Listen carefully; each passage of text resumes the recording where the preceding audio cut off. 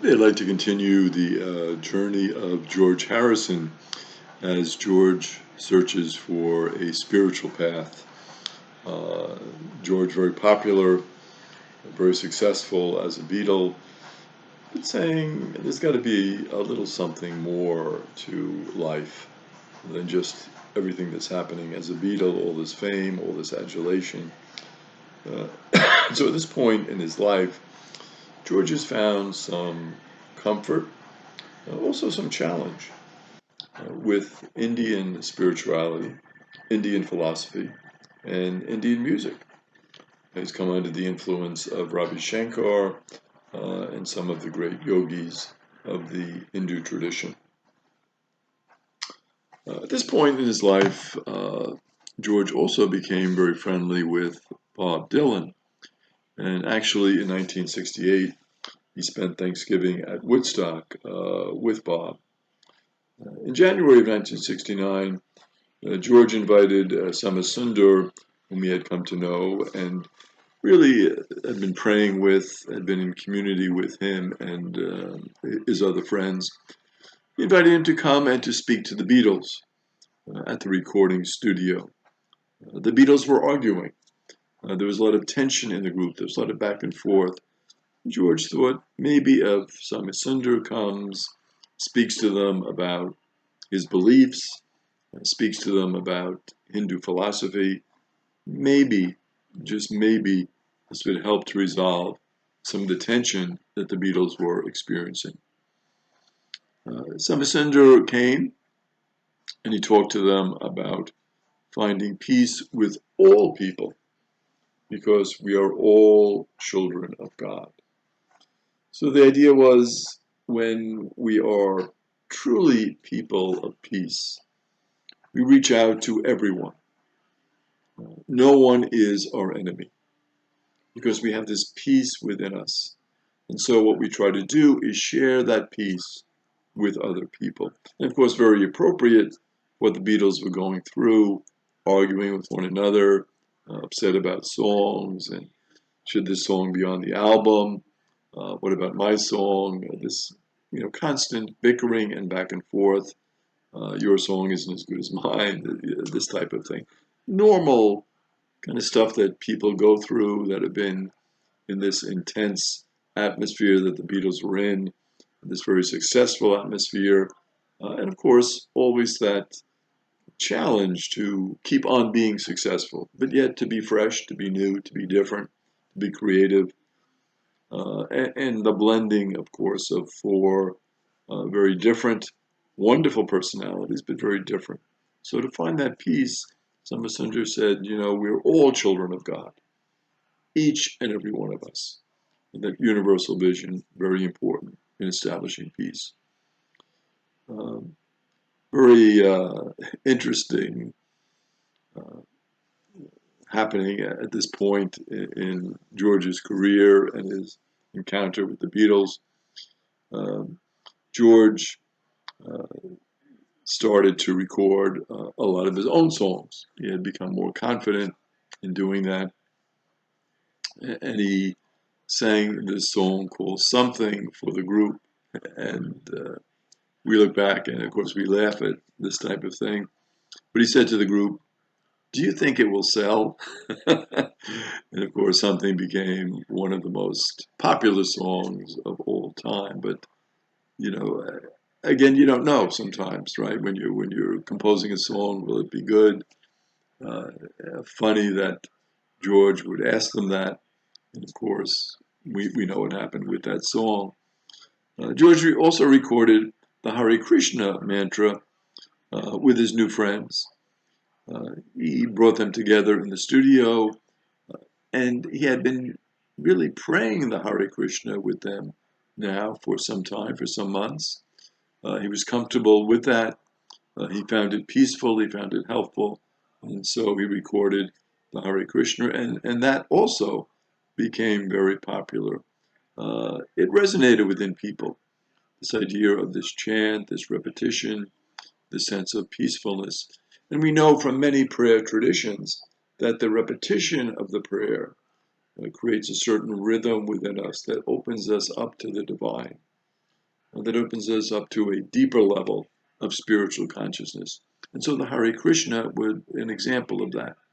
Certainly, another great example in the Eastern prayer tradition is the Jesus prayer, the Rosary in the Western tradition, St. Dominic popularizing that. So this idea of repeating prayers, we have, of course, novenas, the novenas to various saints.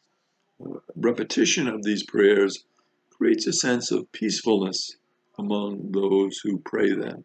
And so the Hare Krishna certainly did that for those who were followers of the Hindu religion, but also for those in the West who were seeking this deeper inner peace. So it shows you the importance of the blending of these traditions from the East and the West, and the importance of openness to different ways of expressing our faith, our desire for God, and our desire for spirituality. Swami Prabhupada also came to London to spread his teachings. And he said, very interestingly, he said to the group, "I have come here to teach you what you have forgotten, the love of God." How beautiful, right? But it's, again, this love of God that we have heard in many religious traditions. Certainly we hear it in our Christian tradition, in the Islamic tradition, the Buddhist tradition, this importance of love for God, love for the other, a love for the neighbor. But why is it that we forget? So here the Beatles trying to make music, but not having love for one another. The contradiction there.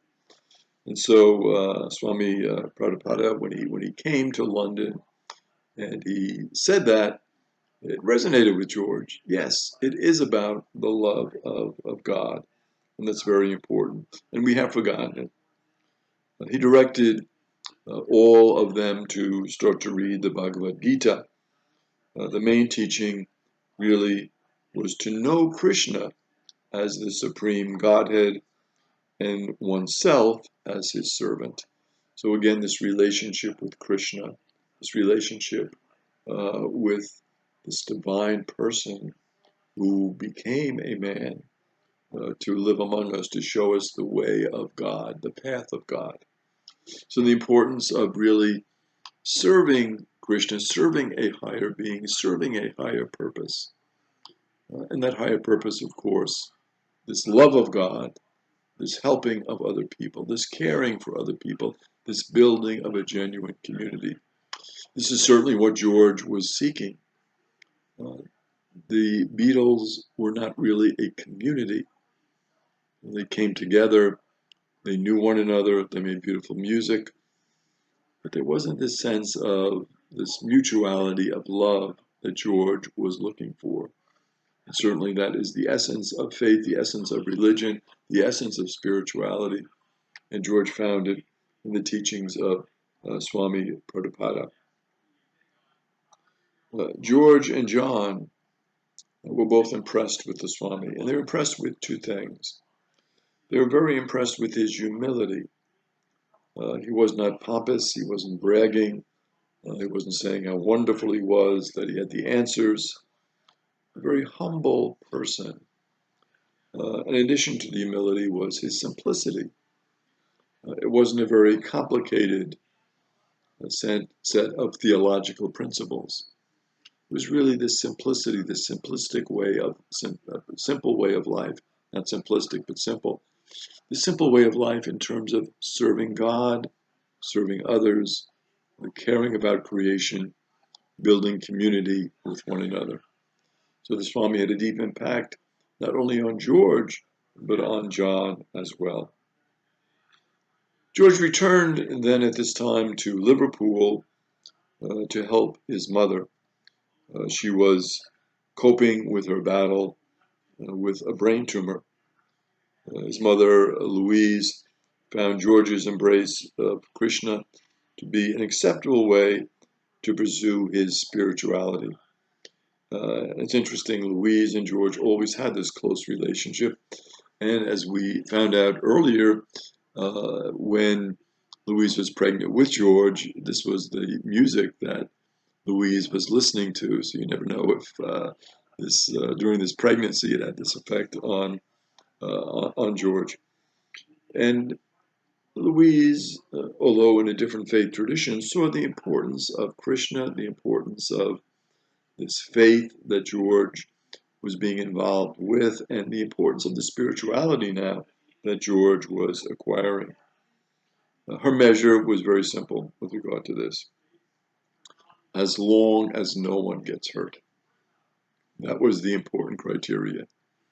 If you're pursuing a faith, pursue that faith, share that faith, love other people, love God, but make sure that you don't hurt another person, that you hurt their feelings, that you're pompous, that you're arrogant. No, there is no way that if you're a spiritual person, you should be about hurting any other person. After a few weeks after George's visit, Louise's cancer went into remission, which of course was a big relief for George. So we will continue in future presentations this tremendous spiritual journey that George is on.